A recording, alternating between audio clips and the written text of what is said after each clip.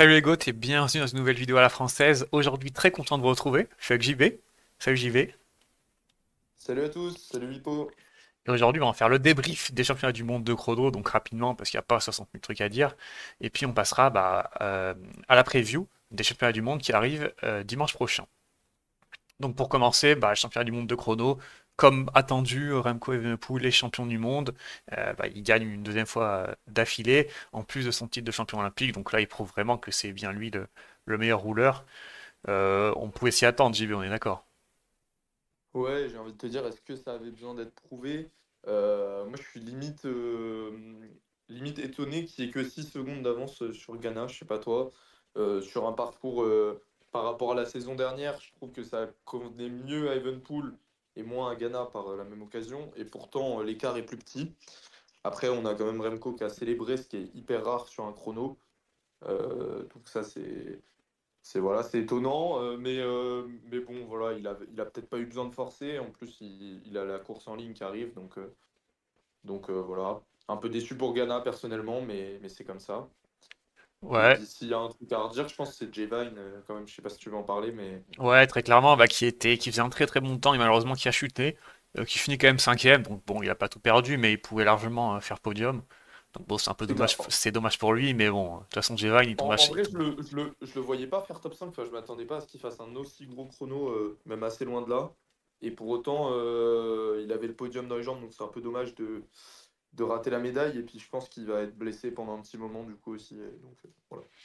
Ouais, et puis sinon, on a aussi Affini, qui sur la lignée de ces championnats d'Europe fait troisième, donc qui prouve qu'il est quand même en très très grande condition. Côté français, Bruno Armirail fait onzième, donc bon, c'est plutôt notable devant Sheffield et Roglic, donc il a fait plutôt un bon chrono, mais bon, malheureusement, on n'a toujours pas ce Ouais. rouleur qui permettrait d'aller chercher une victoire. Et puis ouais, sinon derrière, c'est à peu près ce qu'on attendait, du Stephen Kung, du Terling, Asgreen qui fait un gros chrono, sixième quand même, c'est pas si mal, mais bon voilà, de toute façon les Ouais, chronos. Asgreen, dans la lignée de sa Vuelta, qui était plutôt bonne, hein, qui est passée un peu sous le radar, mais on l'avait vu assez en forme pour aider Landa. Donc il me semble que sur le chrono des Europes, il était pas mal aussi en vue. Donc là, voilà, grosse fin de saison, mais bon, il n'y a pas vraiment d'objectif pour lui là qui arrive, donc c'est dommage.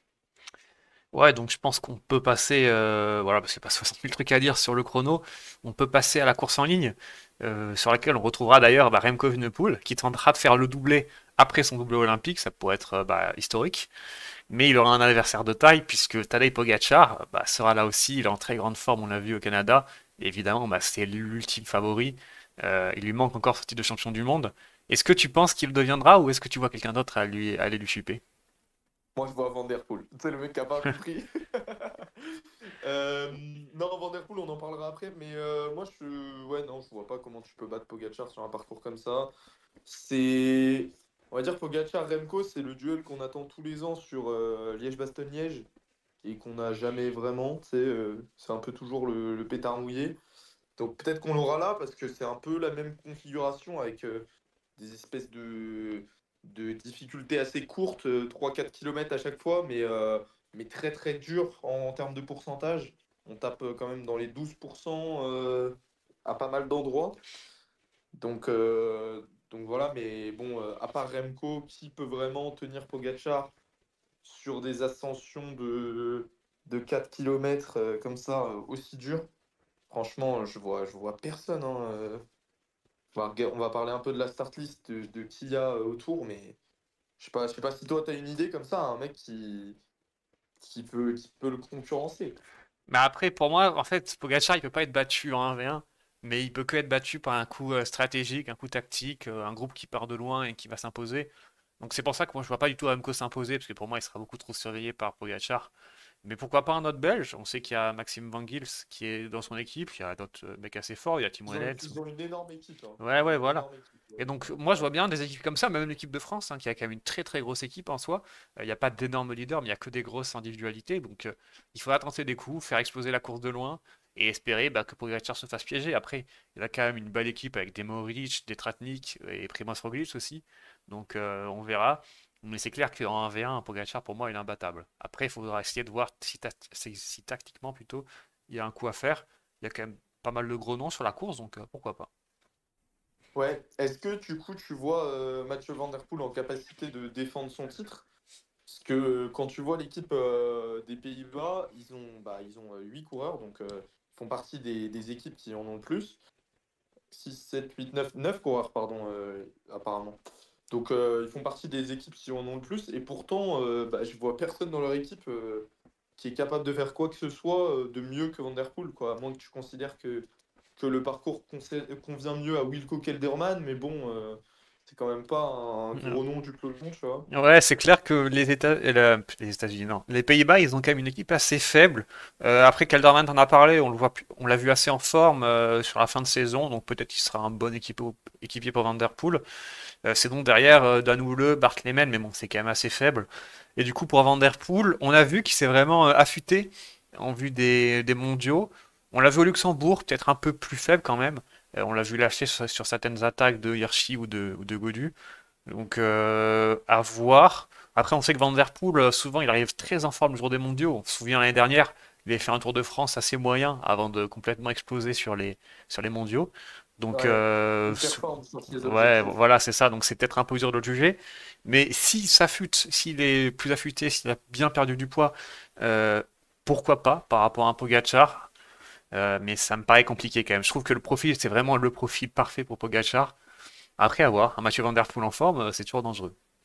Ouais, ça me paraît un peu dur, un poil dur, mais bon, c'est un profil que je regrette de ne pas avoir eu quand on avait des Thibaut Pinot et Bardet Prime en équipe de France, parce que ça aurait pu être quelque chose de sympa à voir niveau français. Là, on est un peu plus dans le dur. On a Godu qui est vachement en forme, donc à voir s'il peut jouer sa carte.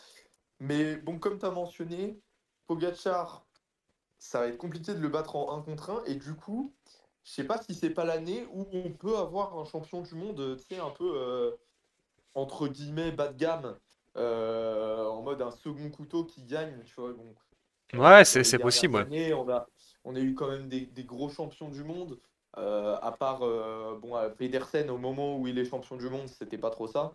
Mais sinon, on a quand même eu des gros noms qui se sont enchaînés.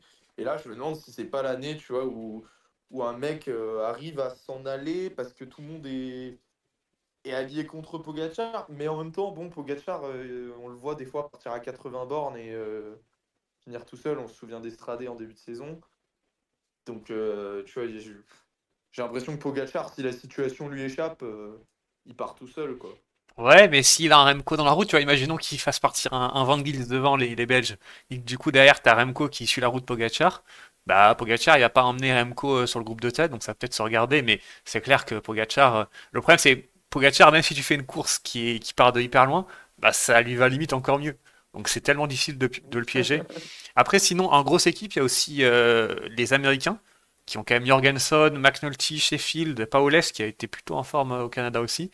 Et les Espagnols, alors eux qui ont un Ouais, nombre les de, Espagnols, de ouais. leaders, après Eux, ils ont une équipe c'est des monstrueuse. grimpeurs, c'est plutôt des grimpeurs, mais sur ce genre de parcours ça peut être pas mal, parce que du Bilbao, Ouais, Rodriguez, Ayuso, Landa, Mas, c'est quelque chose, avec un Rambourg aussi, qui pareil a été plutôt fort au Canada. Euh, il y a quand même quelque chose à faire, l'équipe de France, même les Anglais qui ont plutôt une bonne équipe, avec les frères Yates, bah, Pidcock, Williams. en Espagne, t'as quand même. Alors, autant Landa. Bah, Landa, c'est quand même un bon puncher. On l'avait vu faire deuxième de la flèche il n'y a pas si longtemps. Non, troisième, deuxième, je sais plus, l'an dernier. Et même plusieurs fois, il a fait des bons résultats là-bas. Donc bon, je pense qu'il a une carte à jouer. En plus, il était bon sur la Volta, mais même s'il a un peu craqué sur la fin. Et même un Peyo Bilbao, pardon, qui fait, il me semble, troisième derrière Pogacar là, au Canada.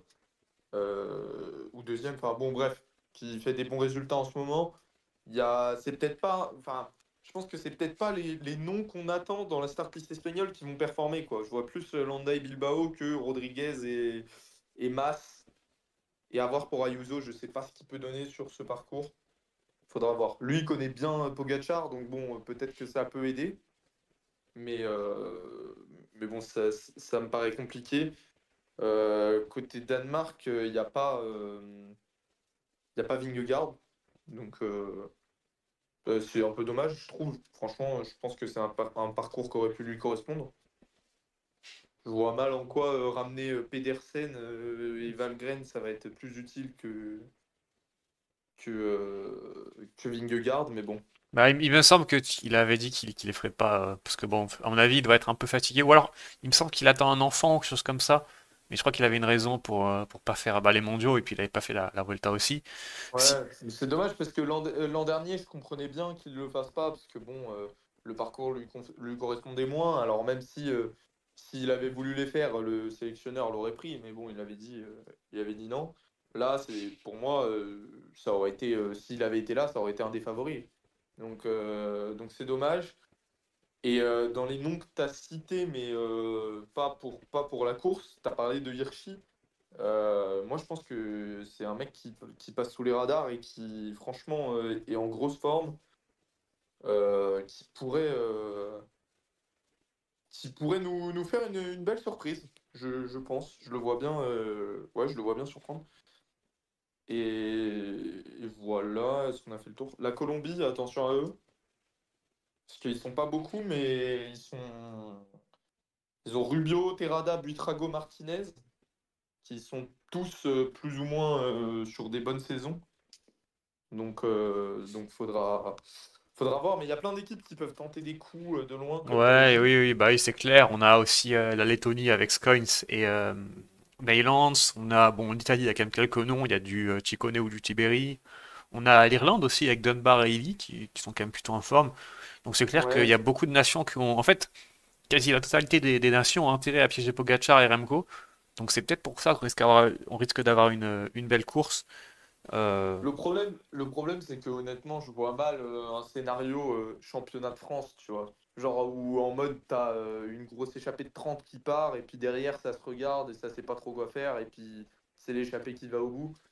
J'ai un peu du mal à voir ça sur un championnat du monde, parce que au final, souvent c'est une échappée entre gros guillemets de merde, hein, qui part au début avec des coureurs de pays complètement en dehors de toute prétention pour la victoire. Genre par exemple l'Algérie qui a un seul coureur, bah il va tenter de prendre l'échappée, tu vois, et puis ils vont partir comme ça, ils vont être 6. Ça va revenir, et puis après ce sera trop tard pour surprendre Pogacar, parce que si tu pars à 100 bornes, il peut être là, Pogacar, hein. Franchement, il n'y a pas il y a pas de souci pour lui, hein. Donc bon. ouais, c'est clair. Bah, les Belges ont pour moi les clés de la course entre les mains. S'ils décident de faire une course de mouvement, ça peut faire un champion du monde un peu surprise. S'ils décident de cadenasser et de tenter de faire un Remco vs Pogacar, bah, à partir de ce moment-là, je pense que ce sera Pogacar ou Remco qui ira gagner. Donc bah, on verra dimanche prochain. N'hésitez pas à nous dire d'ailleurs bah, votre prono, qui vous voyez gagner, si vous voyez Pogacar ou un autre coureur un peu plus surprise. Et puis bah, on se retrouvera la semaine prochaine pour débriefer tout ça. Est-ce que tu as quelque chose à Ouais. rajouter? Bah ouais, mon petit mot de la fin, le truc qui joue pour Pogacar aussi, c'est que souvent on voit soit la Belgique va tenter de loin, mais il y aura une équipe qui sera bloquée, enfin qui sera pas dans le coup. C'est souvent les Italiens, je veux pas critiquer, hein, mais Ouais, c'est voilà. vrai, c'est vrai. Les Italiens, bon, c'est arrivé que ce soit les Français, ça peut être peu importe, mais du coup derrière, qui vont rouler avec les Slovènes, et franchement les Slovènes n'ont pas besoin de ça, donc voilà. Voilà, c'est ça le mot de la fin, c'est que franchement ce sera Pogacar, et si c'est pas Pogacar, bah, il y aura jour de fête dans le monde, hein, voilà, Ouais, c'est ça. c'est comme Exactement. ça. Bon, bah du coup, on se dit rendez-vous la semaine prochaine. Salut les gars. Ouais. Salut les gars.